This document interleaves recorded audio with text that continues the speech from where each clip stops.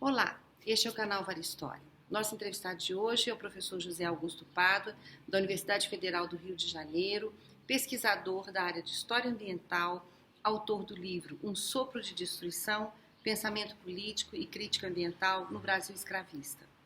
Vale História, no seu número 33 de 2005, traz seu artigo Herança Romântica e Ecologismo Contemporâneo. Existe um vínculo histórico? O artigo está disponível gratuitamente na nossa plataforma Cielo. Professor, muito obrigada por sua entrevista. Pádua, quando você diz herança romântica e ecologismo contemporâneo, de que herança romântica se trata no artigo?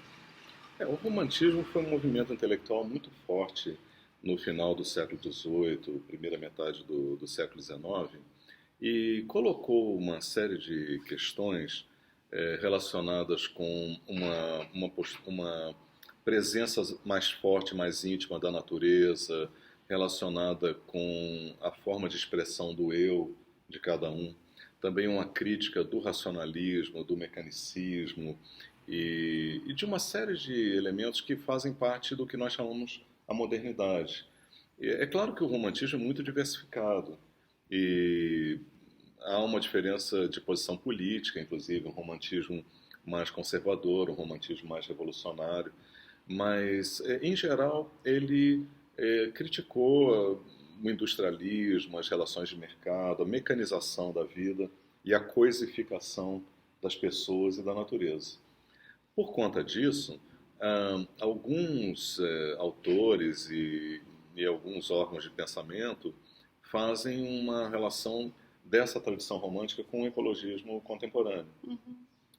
E, às vezes, essa relação faz mais sentido e, em outras, eu acho que ela é forçada até de um ponto de vista político, porque muitos dos que relacionaram o ecologismo contemporâneo com o romantismo faziam no sentido pejorativo. Não é? Críticos políticos ou representantes do industrialismo do mundo urbano industrial, né, desse mundo contemporâneo nos anos 70, 80, diziam, não, esse ecologismo que tanto se fala é um mero romantismo, é uma coisa passadista, reacionária, que é uma volta ao passado, está só rememorando, né, ou revivendo velhas ideias que já não fazem mais sentido daquele romantismo do século XVIII e XIX. Então há esse tipo de vínculo. Então eu penso que nós precisamos entender melhor o romantismo, né, a historicidade do romantismo, a diversidade do romantismo, inclusive no Brasil, porque o romantismo foi extremamente forte, até num sentido um pouco tardio, né? Ele ficou muito forte no Brasil na década de 1840, 1850, nesse período, quando na Europa já não era mais tão forte. Isso se nós pensarmos como um movimento intelectual. Agora, nós também podemos pensar, e eu acho isso interessante, como uma espécie de tipo ideal. Há uma herança de um autor, o sociólogo Karl Mannheim, e que eu acho que faz sentido. Ele diz como se o romantismo e o racionalismo fossem dois polos, dois tipos ideais, que que um pouco dividem o pensamento contemporâneo. Agora, esses polos, esses tipos ideais, na realidade concreta dos autores, dos pensadores, dos momentos históricos, estão muito misturados, né? É muito raro você encontrar o romantismo puro ou o cientificismo, o racionalismo puro. Geralmente as coisas estão misturadas. Sim. Você afirma também que o vínculo entre a herança romântica e o ecologismo contemporâneo não deve ser nem exagerado, nem descartado. Quais que são os riscos dessas posturas? Ou exagerar o vínculo, ou descartar simplesmente o vínculo? Um dos riscos principais é você reduzir o significado do ecologismo contemporâneo, você tentar entender esse fenômeno histórico, né, contemporâneo tão forte, que é a emergência desse debate ecológico internacional e também se expressando em cada região, em cada país, você reduzir a uma explicação simples, né, uma visão simplista. É romantismo ou é não romantismo? Como eu disse, na história as coisas são muito misturadas, são muito complexas.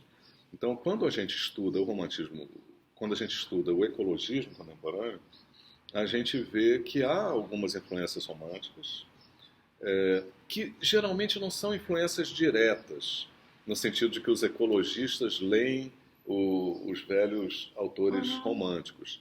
Isso depende um pouco de cada país. Nos Estados Unidos, pode-se dizer que os ecologistas contemporâneos, eles leram Thoreau, Emerson. Aí há um certo vínculo mais direto, também porque um grande conservacionista e um grande batalhador no século XIX nos Estados Unidos pela criação dos primeiros parques nacionais, o John Muir, ele era muito influenciado pelo transcendentalismo de Thoreau, de Emerson, que era uma visão próxima do romantismo. Mas no caso do Brasil, não se pode dizer que os ecologistas contemporâneos leram José de Alencar e Gonçalves Dias, né? A não ser no sentido muito indireto. E, por outro lado, quando a gente estuda o ecologismo contemporâneo, a gente vê que ele tem uma presença forte do racionalismo científico também, né?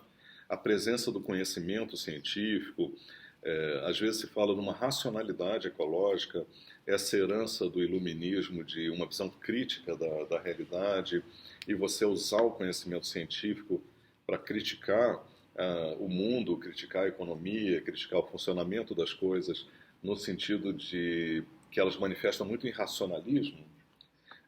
E quando a gente estuda a história da preocupação com a destruição do mundo natural, a gente vê que os iluministas trouxeram talvez uma crítica mais radical do que os românticos, né? A gente, no caso do Brasil, isso é claríssimo. Você fala disso no artigo. Os românticos brasileiros falaram muito de natureza, como todos os românticos, né?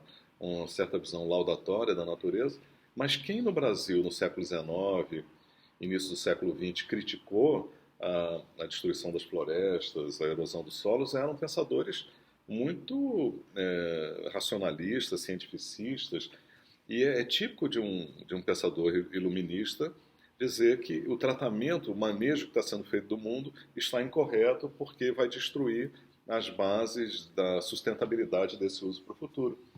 Então, o artigo explora isso com mais detalhes, mas o ecologismo contemporâneo tem influências iluministas, racionalistas, cientificistas, e também tem algumas influências românticas. Se nós pensarmos em termos desses dois tipos ideais, ele tem influência dos dois, mas mistura, transita, né, entre essas influências, se a gente buscar uma genealogia desse fenômeno tão diversificado e complexo que é o ecologismo contemporâneo. Muito obrigada. Tá bom? Bom, o artigo do professor está disponível na nossa plataforma Cielo gratuitamente. Muito obrigada e até a próxima entrevista.